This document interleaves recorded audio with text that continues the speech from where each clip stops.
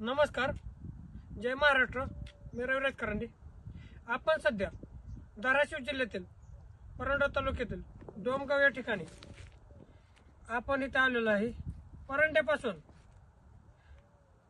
17 kilometre अंतरावर डोमगाव मध्ये शिना-कोळेगाव धरणाच्या कुशीमध्ये एक बेट आहे. त्या बेटावर आपण आलेलो आहे. तेथे छत्रपती शाहू महाराज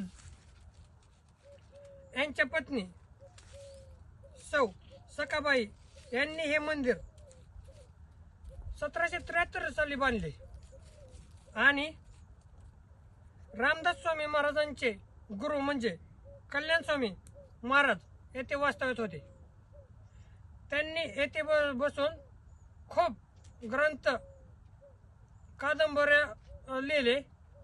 यांचे असे वास्तव्य आहे की त्यांनी एक कावड आणली होती.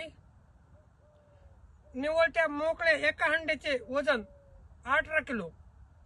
अशाप्रमाणे त्यांनी 2 हंडे भरून या पायथ्यापासून ते गडापर्यंत स्वतः खांद्यावर वाहून नेले होते.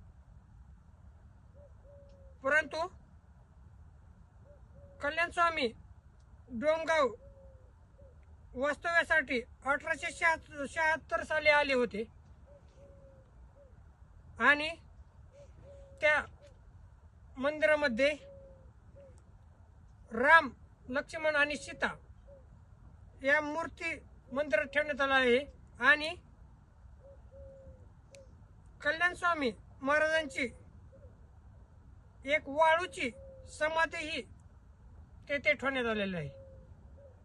आणि आपण तेथे भरपूर प्रमाणात त्या एका मंदिरावर कार्यक्रम होत असतात. ते कार्यक्रम कल्याण स्वामी पुण्यतिथी आषाढी शुक्र 13 आणि रामदास स्वामी पुण्यतिथी माघ वैद्य 19, राम नवमी, गुढीपाडवा,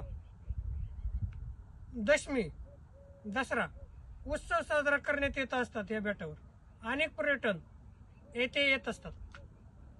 तुम्ही आवर्जून अशा पर्यटन स्थळाला भेट द्या. आणि तुम्ही पाहू शकता इथं ते मंदिराचे दरवाजे. मंदिर हे धरण खूप मोठ्या प्रमाणात मोठे असून या धरणाला 21 दरवाजे आहेत. आणि भरपूर पाऊस झाल्यामुळे चौबाजूने पाण्याचा वेढा आहे आणि धरण फुल भरलेले असून ते पाहण्यासाठी आलेलो आहे. धन्यवाद.